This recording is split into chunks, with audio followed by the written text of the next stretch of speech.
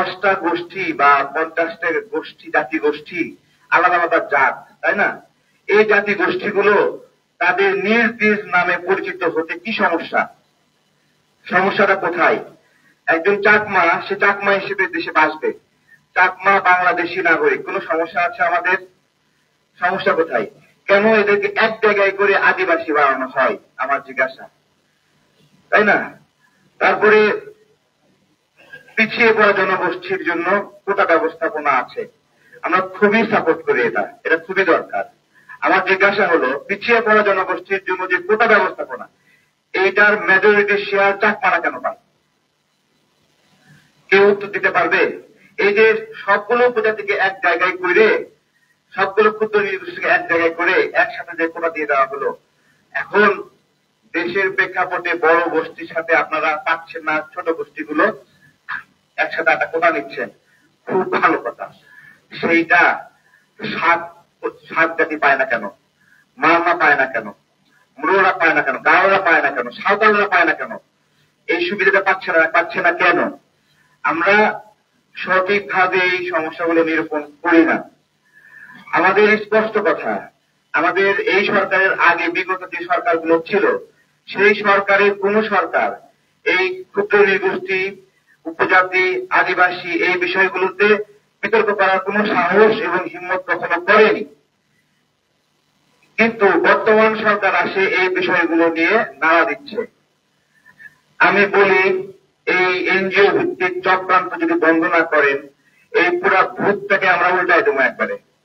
কোথায় কোথায় কোন ভূতের কয় ঠ্যাং, কয় হাত, আমরা এগুলো খুঁজে বের করবো। আপনারা এগুলো বন্ধ করবেন। আমি একটু আগে পড়ছিলাম যে আপনার ভারতে যে এনজিও গুলোর কথা বললাম, এই এনজিও গুলো একই সাথে এনজিও কার্যক্রম করে, একই সাথে খ্রিস্টান ধর্ম প্রচারের কাজ করে।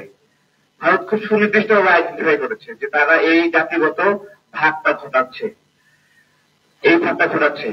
আমাদের এখানেও দেখেন, আমাদের আগ্রাসন বলে না, আমরা তো মুসলিম সংখ্যাগরিষ্ঠ, কোন মুসলিম সম্প্রদায় বা কেউ কখনো কোন আদিবাসী গোষ্ঠীর উপরে ধর্মভিত্তিক আগ্রাসন চালায়নি। এই যে ময়মনসিংহে আমাদের যে জাতি গোষ্ঠীগুলো আছে, তাদেরকে কোন মুসলিম আগ্রাসন চালানো, অথচ তাদেরকে অনেককে খ্রিস্টান বানানো হয়েছে। সত্যিকারের আগ্রাসন তাদের উপরে কে চালাচ্ছে? ধর্মীয় আগ্রাসন। যদি পুরনো শিকড়ের কথা বলা হয়, তাহলে একজন নৌ, একজন মায়না, একজন শাক, তার বাপ জাতির ধর্মকে ধর্মান্তরিত করার জন্য কেন অর্থায়নকে এখানে অ্যাকসেপ্ট করা হচ্ছে? যদি সেগুলো রক্ষা করার বিষয় আসে, কেন অ্যাকসেপ্ট করা হচ্ছে? তারা যে ধর্মে আছে, যে পরিচয় ছেড়ে থাকুক, এগুলো চলছে, আমরা কিছু করতে পারছি না।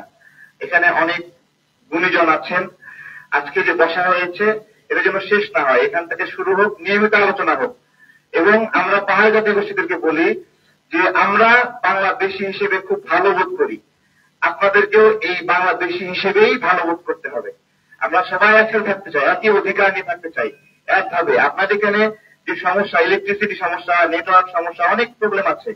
আমরা সমতলের মানুষগুলো পাহাড়ের সমস্যা কখনো অনুধাবন করতে পারবো না। ওখানে একটা বই ধরলে সেই বইয়ের উপরে টুক করে চাল দিয়ে ফুটা হয়ে পানি পড়ে, এটা আমরা জানি। এই কষ্ট হয় ওখানে লেখাপড়া, ওখানে আলাদা কেয়ারিং প্রয়োজন। সেই কেয়ারিংটা রাষ্ট্রকে করতে হবে, কিন্তু সেটা জাতিগত বিভেদের মধ্য দিয়ে সেই কেয়ারিং এর প্রয়োজন নাই। আলাদাভাবে ইচ্ছা করলেই এই কেয়ারিংটা করা যায়।